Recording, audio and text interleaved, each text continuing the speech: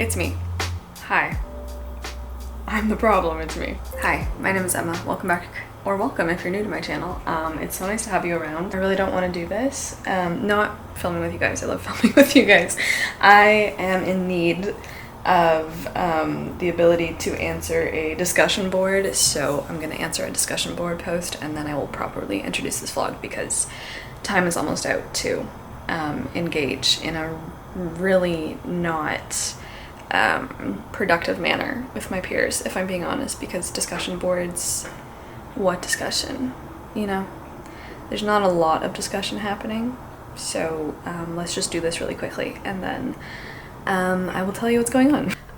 We're back by popular demand. I haven't done a week in the life of an English major video in a really long time, but it was so highly requested when I did one like almost a year ago now, oh my gosh, that I'm finally back with another one. So if this is your first time on this channel, hi, my name's Emma.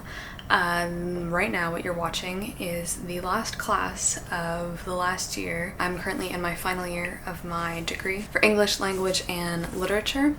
And I only have one more course left. So this course runs from September until December. We're really getting there. And then when I'm done this course, I will be able to apply for graduation and finish my degree. Finally, it's been a really long journey for me just because of a lot of health issues. So this is gonna be a really weird English major vlog for me. Of course, I've never had just one class at a time, but I now find myself in that situation. It's an online class, and because I moved to Toronto recently, I am taking it online at one of the Toronto universities, which I will then transfer to my home university and obviously still graduate from my home university. So that's the situation, just to catch you, just to bring you up to date. But this week in the life of an English major also isn't going to be like strictly a week, like there'll be 7 days, but it's not continuous, if that makes sense, because I just have a lot of other things going on and this will make it easier. So you'll just see 7 different days that are not a continuous flow, but are a pretty good representation of what I'm doing. So the one course that I'm taking is called Women in Literature. So the syllabus is just all about women writers, women writing, or people writing about women. So we're reading people like Virginia Woolf. The first work we studied was Jane Eyre. And that is the situation. And let's just get into the week. Explain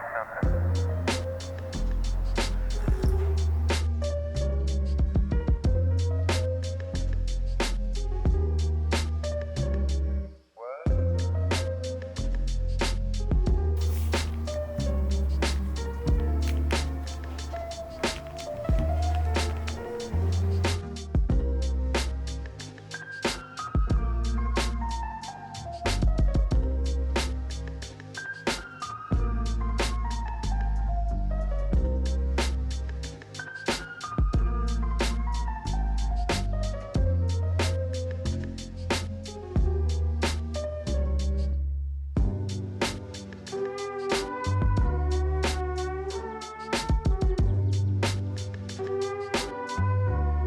I don't want you to see my writing. Don't look at it.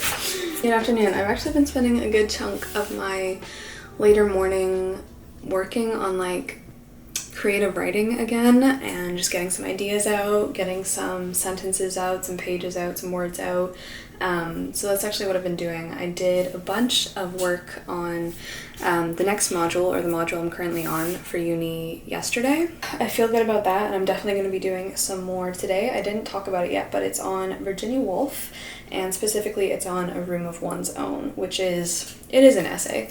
It's quite long. I've read not all of it before, but a good chunk of it, so I'm pretty familiar with it already, but A Room of One's Own is what we're looking at, and she's basically arguing that women haven't really been in the writing scene because of two things. Because money. Women need their own money and they need their own space. They need their own independence, both in terms of their spatial reality and their financial reality, in order to be able to offer to the arts what men have for generations. But the essay itself goes back all the way to like the Elizabethan period, and it examines like where were the women? Where were they?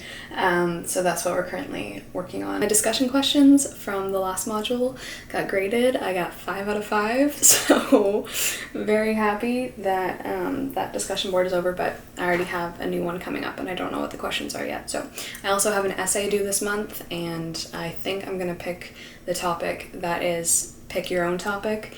So I haven't decided anything about that, but it's due in like a couple of weeks, so I should probably get that started. But I've just been having fun writing again. It's been a long time since I've written something that isn't an essay, although I love writing essays. I'm super in love with writing essays, don't get me wrong, but yeah, this has been really, really different, really hard, but really, really different. So that's what I've been up to, but I'm gonna get back into some Virginia Woolf now.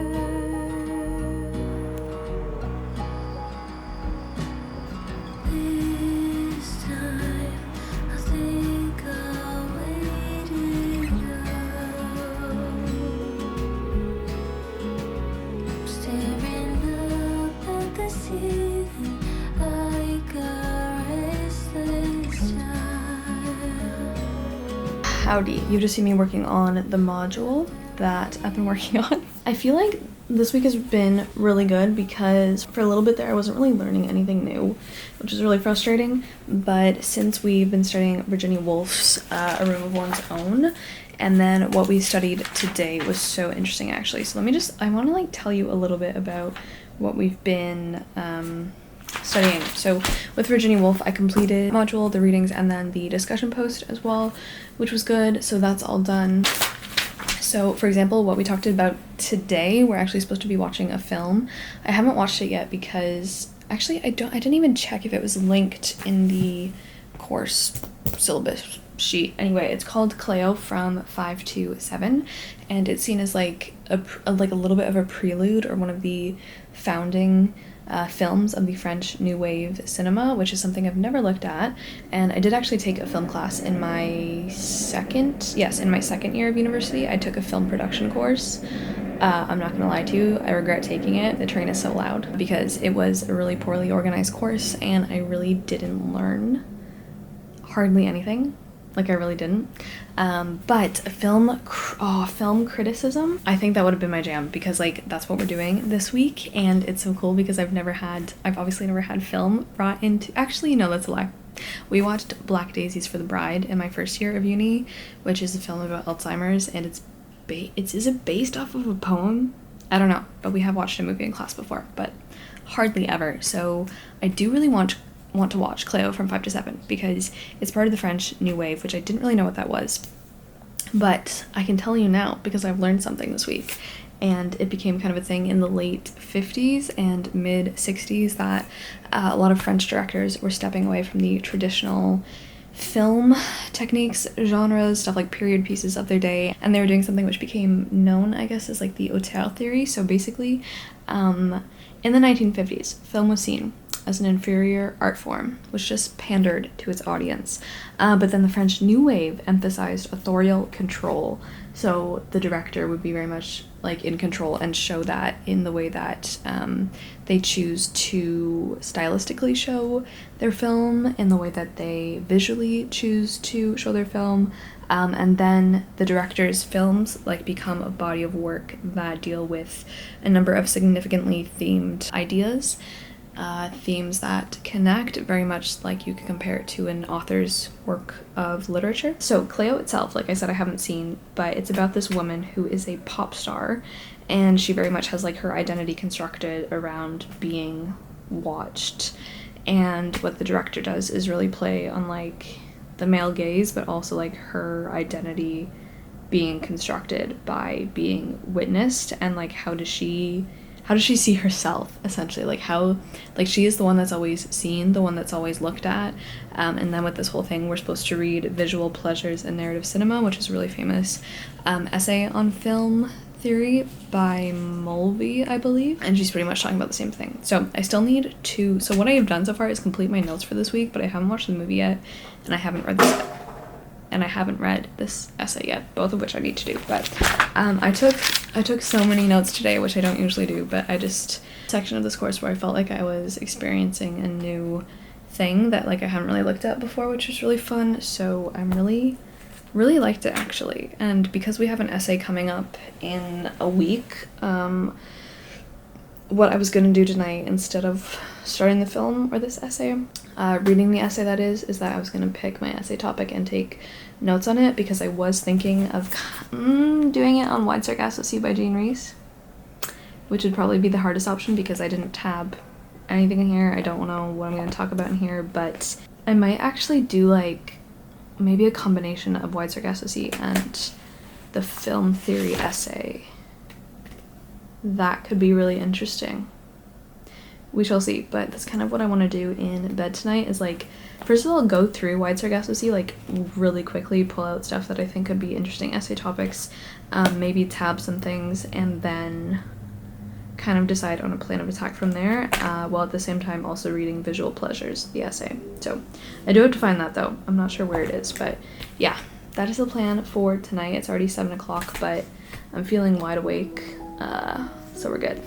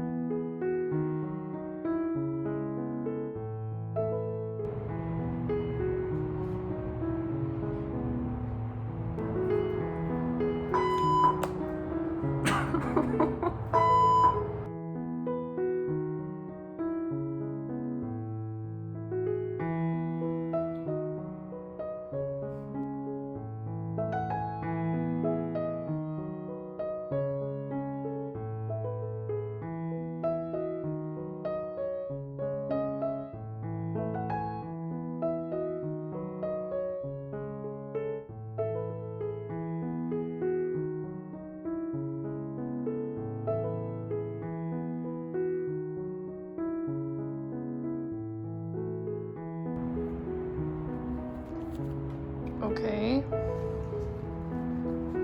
Calcifer. Stuff to do. I have to work on this. Are you surprised by that? Hey, can you move?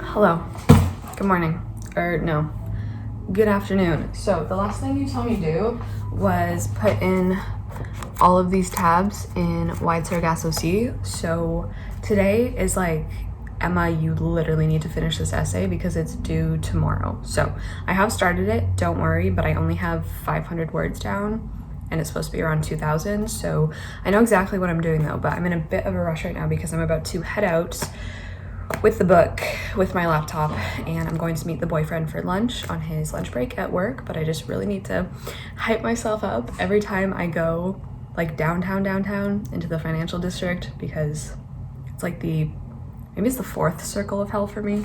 No, maybe the 5th. It's a lot for me. I get really overstimulated. There's a lot of finance people, everyone looks the same, everyone's in a suit, everyone's talking about things that sound like a movie script. It's like the simulation down there. I have all my essay notes. This was really helpful actually because I was debating whether I wanted to do a full essay outline, and I just did kind of, I did kind of do a full one. Anyway, I'll talk about that later, but that is there. So I have my notebook, I have my essay plan, the source, and then I just am waiting for my laptop to charge a little bit. But I thought I would go and find somewhere to work in the Path. I just found this out last night, but essentially the Path is an underground shopping complex, and it's actually the largest in the world, which was really surprising to me that Canada has the largest underground shopping complex. Anyway, there's like 1,200 shops, restaurants, whatever, and it's just like essentially subterranean Toronto.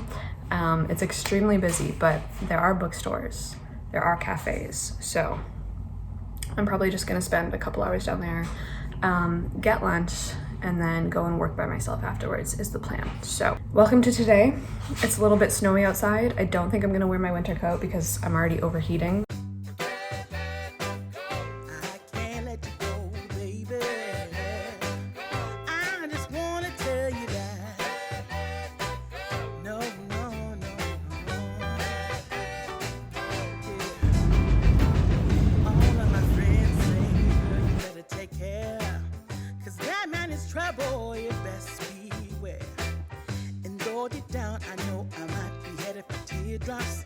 Now that you got me started, I just can't stop. No, no. 'Cause I love you, baby. I can't let you go, baby. I gotta tell you that I won't.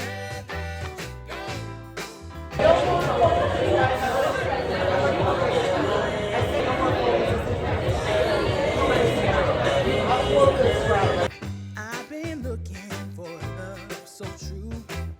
When I was down and out, along came you. Though you might be a liar and a cheat too, I just can't quit you now 'cause I love you. Yes, I do. I can't let you go, baby. I can't let you go, baby. 'Cause I love you, I love you, I love you. No, no, no.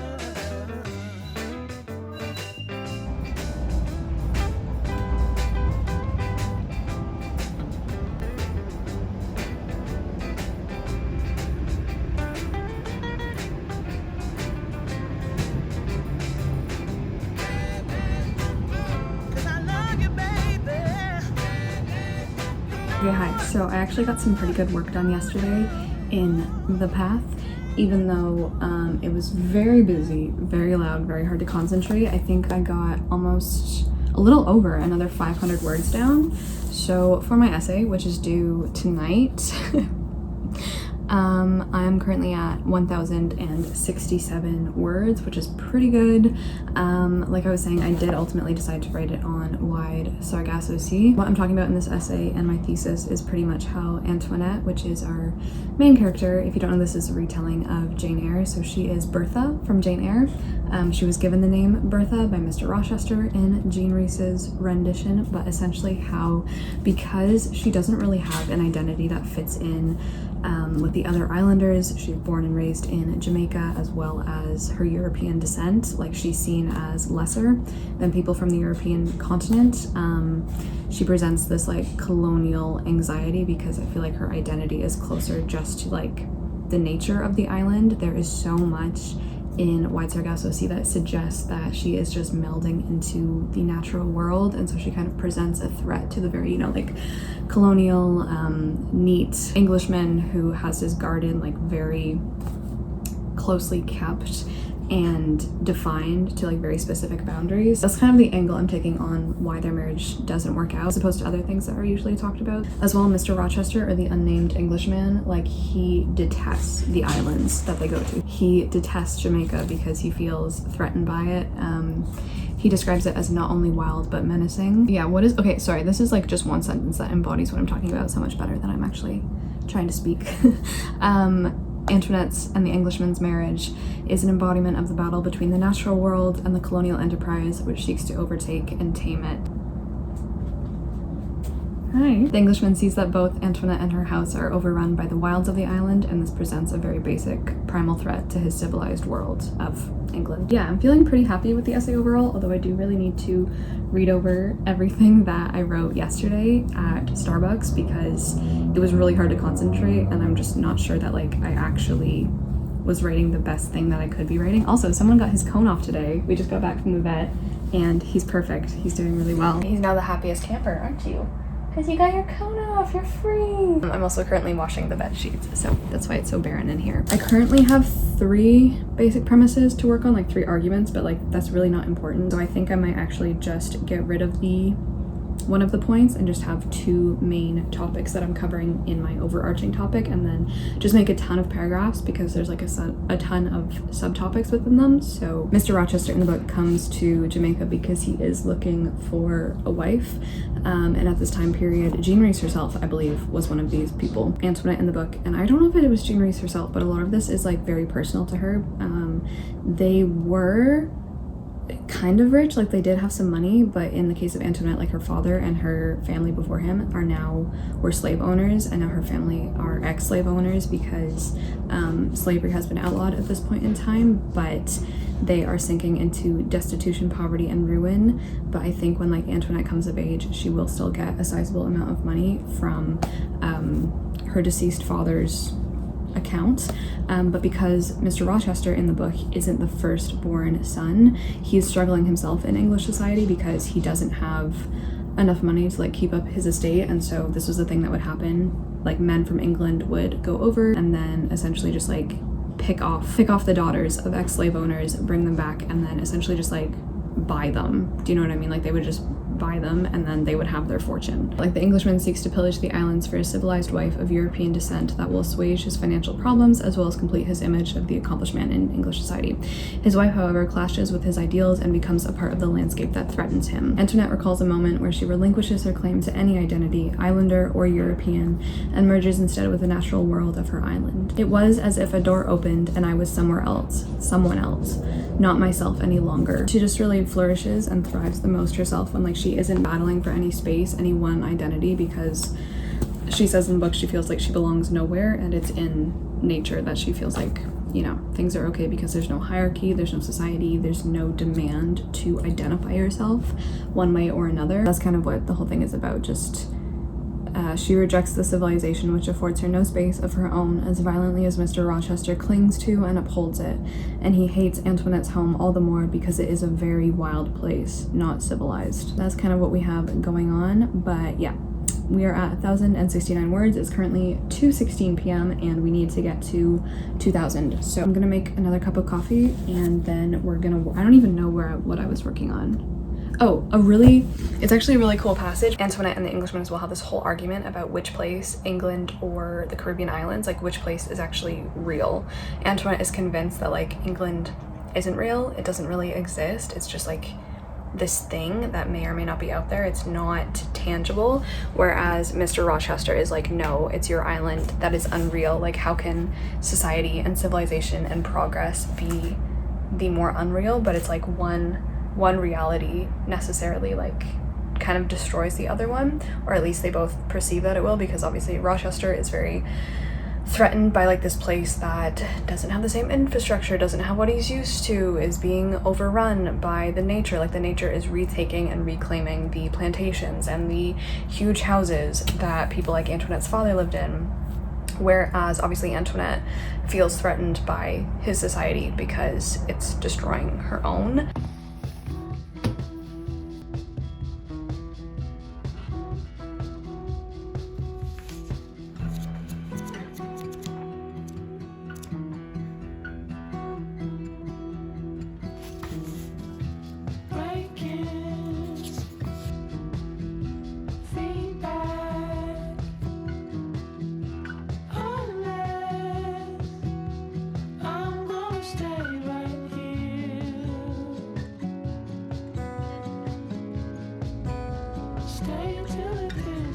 So I'm here to close off the vlog. You saw that I submitted my essay. It's done, it's all over. I got it submitted, it's all good, and immediately I have some more work to do. I also wanted to just say again that this is the weirdest I don't think I've had a weirder year or semester in terms of doing my English degree. I've never had, you know, one online course just be the entirety of my semester and workload. So it's super bizarre for me, but that's just how it's worked out for myself, finishing off my degree this way. It's not, if I'm honest, it's not what I wanted for myself. That's kind of just how life's gone, and I'm just trying to enjoy the last few months of my degree. But if I'm honest, I got really emotional. I did get really emotional about it the other night because I'm like, I'm gonna be done my undergraduate degree. I'm gonna graduate, and it's just like a really weird feeling that like, just kind of the way it's gone for me. But I hope you enjoyed this vlog. If you'd like to see more like this, let me know, because I think it would be cool to document like the last month of my degree ever, which is sad. I mean, obviously I plan on going back to school, I think, still, but yeah. Anyway, I want to say I hope you're well. If you can hear the wind, we have a wind warning. So I will see you in my next video. He says bye. Okay, ciao.